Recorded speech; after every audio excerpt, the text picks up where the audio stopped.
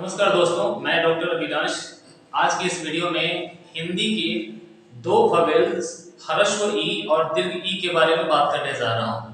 बंधुओं, नाम लिखने के दरमियान बहुधा हमें कंफ्यूजन होता है कि हम डबल ई के बजाय सिंगल आई यानी आई देकर के भी काम चला सकते हैं। यानी जो चीज हम दीर्घ ई के लिए इस्तेमाल करते हैं वो चीज ना दे करके जो चीज हम ह्रस्व ई के लिए इस्तेमाल करते हैं उसका इस्तेमाल भी किया जा सकता है। यह एक कंफ्यूजन है या एक मिसकंसेप्शन है जिसे बदला जाना चाहिए। आइए देखते हैं क्यों। हिंदी में ह्रस्व ई के लिए हम आई का इस्तेमाल करते हैं, यह सबको पता है। दीर्घ ई के लिए हम डबल ई का इस्तेमाल करते हैं, यह भी सबको पता है। फिर भी जब हम लिखने की बात करते हैं तो उदाहरण सीता लिखते हैं हिंदी में और इसकी अंग्रेजी क्या देते हैं? SITA। यह किसी भी दृष्टिकोण से उचित प्रतीत नहीं होता। अब आप पूछेंगे क्यों उचित प्रतीत नहीं होता? सपोज कीजिए हम हिंदी नहीं जानते, कोई ऐसा भी व्यक्ति हो सकता है जो हिंदी न जानता हो और अंग्रेजी के थ्रू हिंदी सीखने की कोशिश कर रहा हो, तो उसके लिए तो ये सीता का मतलब अगर हिंदी में वो करे तो ये होगा सीता। और आपको भी पता है कि इस सीता का मतलब ये सीता तो नहीं होता, क्योंकि इस सीता का मतलब अगर चांदनी होता है, सरकरा होता है यानी मिस्त्री होता है, तो इस सीता का मतलब होता है जनक नंदिनी यानी राजा जनक की पुत्री। ये दोनों अलग है। आप इसको अगर आप यहां लिखते हैं, अगर कुछ लिहाज से देखा जाए तो यह सीता हो सकता है। सीता जो हम अगर इस तरीके से भी अगर लिखें, अगर सीता की जगह हम अगर सीत भी लिखें तो इसका अर्थ होगा उजला यानी श्वेत। यानी किसी भी स्थिति से अगर देखें, किसी भी लिहाज से देखें तो ये इंग्लिश इक्विवेलेंट जो दिया जा रहा है वह उचित प्रतीत नहीं होता है। इसकी जो सही इंग्लिश इक्विवेलेंट होगी वह है SEETA। हाँ, थोड़ा ऑकवर्ड लग रहा होगा क्योंकि अभी तक आप पैटर्न है, सीता की अंग्रेजी SITA होती है जिसने भी शुरुआत कर दी होगी। अब बस हम लोग उसको कैरी ऑन किया जा रहा है बिना ये सोचे विचारे कि यह सही है भी या नहीं है। एक्चुअली हम अपने ही नाम को खराब कर रहे हैं, डिफॉर्म कर रहे हैं, जो किसी भी दृष्टिकोण से मुझे तो उचित नहीं लगता। अगर आपको लगता है तो आप देख लीजिए।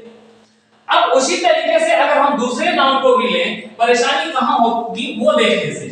अगर हम लेते हैं दीन बंधु, एक नाम है दीन बंधु। दीन बंधु ये दीन है। आपको लग सकता है कि अगर दीन बंधु लिखनी है तो हम DIN लिख दें, क्या दिक्कत है? DIN लिख दें अगर दीन, तो दिक्कत क्या है?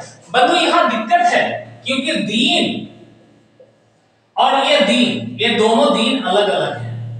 ये दीन वो है जिसके लिए एक दोहा है, दीन सवै को लखे है, दीन ही लखे न कोई, जोड़ ही दिन ही लखे, फिर दिन का है वो। एक्चुअली ये दिन जो है ये दिन नहीं हो सकता, क्योंकि इस दिन का मतलब दिन और रात होता है और इस दिन का मतलब होता है गरीब। तो ये दीन बंधु है गरीबों का बंधु, न कि दिन और रात वाले दिन का बंधु। इसलिए किसी भी स्थिति में दीन बंधु लिखने के दरमियान आप DIN नहीं देते। और आपको तो पता है कि हिंदी में नाम का एक मतलब होता है, और अगर हम नाम को ह्रस्व के बजाय दीर्घ से या दीर्घ के बजाय ह्रस्व से लिखें तो या तो वह मीनिंगलेस हो जाएगा यानी अनर्थक हो जाएगा जिसका कोई अर्थ नहीं होगा, या फिर उसका कोई और अर्थ निकलने लगेगा। तो हम ये गलती क्यों करें? क्या हम अंग्रेजी में ये सुविधा ले पाते हैं? अगर PEN मतलब कलम लिखनी हो तो क्या हम वहां PAN दे सकते हैं? नहीं दे सकते। तो जब अंग्रेजी में यह सुविधा नहीं है तो हम अपनी मातृभाषा के साथ यह लिबर्टी जबरदस्ती क्यों ले रहे हैं, जबकि यह लिबर्टी है नहीं। जहां लिबर्टी होती है वहां ली जानी चाहिए, जहां स्वतंत्रता मिलनी चाहिए वहां तो ठीक है, लेकिन जहां स्वतंत्रता नहीं मिलनी चाहिए उसका भी हमें ख्याल रखना होगा। क्योंकि अगर हम अपनी ही मातृभाषा का अपमान करते रहे, इस तरीके से अगर हम इस्तेमाल करते रहे जो कि गलत है, तो आगे चल करके परेशानी होगी। दूसरी हमारी मातृभाषा का भी एक स्टैंडर्ड नहीं रह जाएगा, किसी भी तरीके से लिख लो कोई गड़बड़ी नहीं होगी। तो एक तो कंफ्यूजिंग है, मुझे लगता है कि इस मामले में भी हमें सुधार की जरूरत है। और जहां भी ह्रस्व है, जो पैटर्न हम लोगों ने सीखी है कि ह्रस्व ई के लिए आई और दीर्घ ई के लिए डबल ई देना है, इस पैटर्न को हमें फॉलो करना चाहिए। हाँ, मैं ये नहीं कह रहा कि अगर आपने नाम ऑलरेडी लिखना शुरू कर दिया है और सर्टिफिकेट्स वगैरह में आपके नाम मान लिया दीर्घ ई की जगह ह्रस्व ई लिख दिए गए हैं अंग्रेजी में, तो आप उसे सुधारें। नहीं, ठीक है, आपके नाम के साथ है तो कोई परेशानी नहीं, लेकिन क्योंकि अब चलता आ रहा है, पर आने वाली जनरेशन में तो हम इस सुधार कर सकते हैं। और मैं ये जो भी बात कर रहा हूं वो आने वाली जनरेशन के लिए कह रहा हूं कि वो अपने नाम को उस तरीके से लिखे, या किसी को अगर वो बता रहे हैं तो वो बताने के दरमियान इसका ख्याल रखें कि इसका अगर हम गलत सिंबल देते हैं तो उसका मतलब हिंदी में बदल जाता है, इसलिए हम लोग ऐसा ना करें। उम्मीद है इस वीडियो से आपको ह्रस्व और दीर्घ ई के रिलेशन को और इसके मतलब को समझने में आसानी हुई होगी। और अगर ये बात समझ में आई है और अगर आपको लगता है कि ये वीडियो जो है वह जानकारी देता है, आपको कुछ बताता है, तो कृपया करके इस वीडियो को लाइक, शेयर और सब्सक्राइब करें ताकि ऐसी चीजें और हम लोग प्रोवाइड कर पाएं। धन्यवाद।